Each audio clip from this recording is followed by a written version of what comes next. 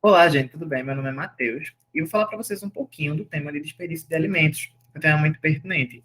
E quando a gente pensa em desperdício, no primeiro momento, a gente tem uma noção que o desperdício existe, mas será que a gente consegue visualizar isso em dados, em números em si? E aí, quando a gente olha para os dados de 2021, a gente tem um número bem gritante, que é de que basicamente 931 milhões de toneladas de alimentos foram desperdiçados. E isso piora ainda mais a realidade do que a gente já tem, por conta da quantidade de pessoas que estão passando fome atualmente. Então, dentro desse cenário, a gente parou e pensou assim, que tipo de espaço a gente pode estar observando, né?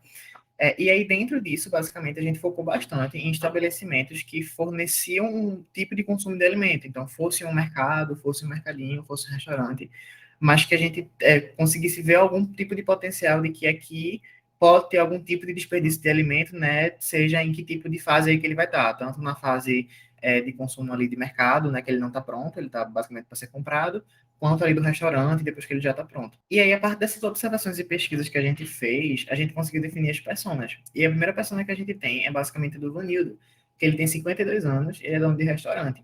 Então, no restaurante, a gente tem diversos processos e diversas fases que o produto, né, o alimento, ele está ali guardado, sendo consumido, e vários fatores influenciam para que esse alimento seja desperdiçado, seja tá no estoque, venceu a validade, seja o alimento foi feito e acabou sendo estragado.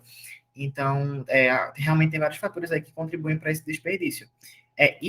O segundo ponto de vista da segunda persona, que é da Marielle, que ela tem 61 anos, né, que ela é dona de mercadinho, assim, de bairro, e que, no caso dela, é uma questão mais de realmente ter um controle de estoque, e que esse controle de estoque muitas vezes é difícil de fazer, né, porque você tem muitos alimentos ao mesmo tempo, mesmo que seja um mercado menor, mas acaba que dificulta entender quais alimentos estão mais perto de vencer e quais não estão. E aí, dentro dessa problemática encontrada, a gente consegue estabelecer bastante a nossa visão sobre isso. Tem basicamente dados que mostram que 40 milhões de brasileiros não possuem alimentos suficientes, de 200 milhões de brasileiros. Então, isso já é um número bem grande. E que de 200 milhões, 19 milhões, basicamente 10%, estão passando fome. Então, você tem aí um paralelo muito grande. Você tem um cenário, você tem, na verdade, cenários que indicam desperdício de alimentos, dificuldade de controle, sabe? Tipo, você olha para uma situação que possivelmente tem algo a fazer sobre isso, versus uma situação de que pessoas estão passando muita fome, né? Então, como fazer essa ponte aí entre essas duas coisas?